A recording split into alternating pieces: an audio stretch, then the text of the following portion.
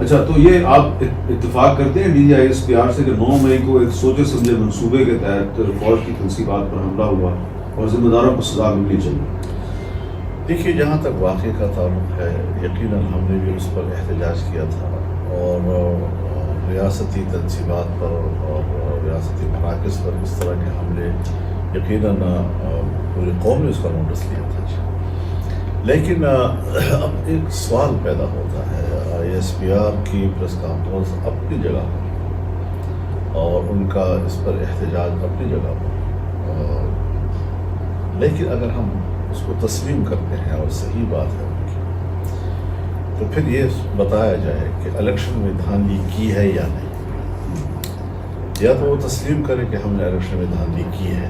مان لیں، وہ کہتے ہیں ہم نے نہیں کی، اور اگر نہیں کی ہے تو پھر عوام نے اس کے 9 مئی کے بیانیے کو مسترد کر دیا ہے، پھر اکثریت جو ہے وہ پھر ٹھیک ہے۔ یہ سوال ان کو کیا گیا DGISPR کو، لیکن انہوں نے یہ کہا کہ اگر کسی سیاسی جماعت کو ووٹ ملے ہیں تو اس کا مطلب یہ نہیں ہے کہ جو ووٹر ہے اس نے جو 9 مئی کا جو بیانیہ ہے فوج کا اس کو مسترد کر دیا۔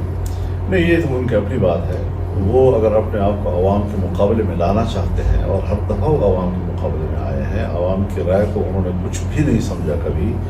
اور 2018 میں بھی انہوں نے عوام کی رائے کو ایک طرف پھینک دیا تھا، اور ابھی 2024 میں بھی انہوں نے عوام کی رائے کو، تو فوج یا فوج کے جو ادارے ہیں وہ کسی قیمت پر عوام کی رائے کو کوئی اہمیت نہیں دیا کرتے، اور ملیٹنٹ ہو یا ملٹری ہو، ان کے نزدیک عوامی رائے کی کوئی حیثیت نہیں ہوتی۔ قوم کو ایسا کر دیا ہے کہ سمجھ میں نہیں آ رہا کہ فیصلے کی آخری قوت کون ہے،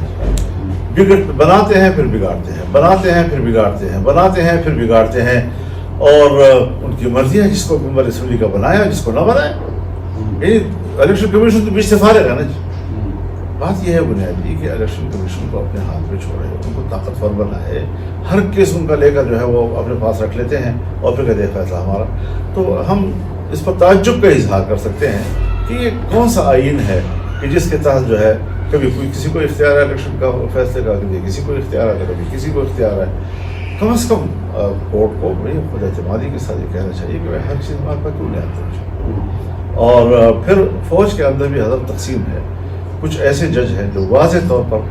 ایک سیاسی پارٹی کے حلیف ہیں اور وہ سپورٹ عدلیہ میں، اور وہ ان کے پاس دوڑتے ہیں، دوسری پارٹی دوسرے کے پاس دوڑتی ہے۔ تو جب پتہ چلتا ہے کہ آپ اس لیے فلاں عدالت میں جا رہے ہیں کہ وہاں ایک جج یا 2 جج آپ کے حامی ہیں، اور میں اس لیے اس عدالت کے پاس جا رہا ہوں کہ وہاں میرے حامی، اور یہ عدالت ہو گئی، پھر لہٰذا عدالت کا اپنا مقام مرتبہ جو ہے اس کا خود بھی ذرا خیال رکھنا چاہیے۔ لیکن کچھ میں پاکستان کا ایک شہری ہوں،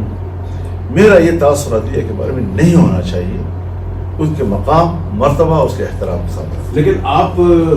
سیاست میں مداخلت کی بات کر رہے ہیں، تو اب تو کچھ جج صاحبان بھی یہ کہہ رہے ہیں کہ ان کے معاملات میں مداخلت ہو رہی ہے، تو وہ جج صاحبان جو ہیں وہ پہلے جب نون لیگ کو ریلیف دیتے تھے تو PTI والے کہتے تھے کہ یہ نون لیگ کے سپورٹر ہیں، اب وہ PTI کو ریلیف دیتے ہیں تو نون لیگ کہتی ہے جی یہ PTI کے سپورٹر ہیں، تو ان بیچاروں کو کیا قصور ہے؟ حضرت یہی مسئلہ ہے کہ ایک شخص کہتا ہے، ایک عدالت کہتی ہے کہ نواز شریف جو ہے وہ ملزم ہے، مجرم ہے، 25 سال قید ہے، 15 سال قید ہے، اتنا جرمانہ ہے، اور نااہل ہے، اور ہمیشہ کے لیے نااہل ہے، اور پھر وہ بیچارہ ملک سے باہر چلا جاتا ہے، علاج کے نام پہ چلا جاتا ہے، پھر جب واپس آتا ہے تو امید پاکستان بن کر واپس آتا ہے، اور 1 ہفتے کے اندر تمام ڈھیر کچھ بھی نہیں ہے اس کے بعد۔ پھر آج عمران خان کے خلاف جو ہے وہ 1 ہفتے کے اندر 1 کیس، دوسرا کیس، تیسرا کیس، چوتھا کیس، 5واں کیس، اور ڈال دیا اس کو جیل میں، اور پتہ نہیں کتنے سزا ان کو دی، کوئی پتہ نہیں کہ صورتحال کل بدل جائے اور عدالت ان کو بلا کر کہے کہ یہ بھی غلط،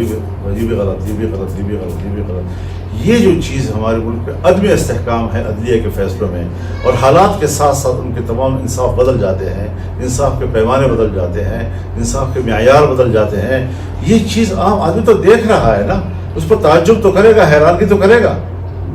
لیکن قاضی فائزہ صاحب کہتے ہیں کہ میرے دور میں تو کوئی مداخلت نہیں ہوتی۔ میں آپ کو بتاؤں گی، ان کے دور میں 6 ججوں نے خط لکھا، اس کی جو جوڈیشل کونسل ہے، سپریم کہ جوڈیشل، ہمارے اوپر دباؤ ہوتا ہے اور ہم دباؤ کے تحت فیصلہ لیتے ہیں۔ اگر 6 ججوں کے اوپر فیصلے میں دباؤ آ سکتا ہے تو آج جو ججوں کا ایک پینل ان کو سماعت کر رہا ہے سپریم کورٹ کے لیول پر، اگر ان ججوں پر دباؤ آ گیا پھر کیا ہوگا؟ تو پھر ٹھیک ہے، ہم تسلیم کر لیں کہ ان 6 پہ دباؤ تھا اور دباؤ کے تحت ان کے فیصلے تبدیل کیے جا رہے تھے، تو یہ بھی تو عدلیہ کے لوگ ہیں نا، آسمان سے تو تھوڑی اترے ہیں جی۔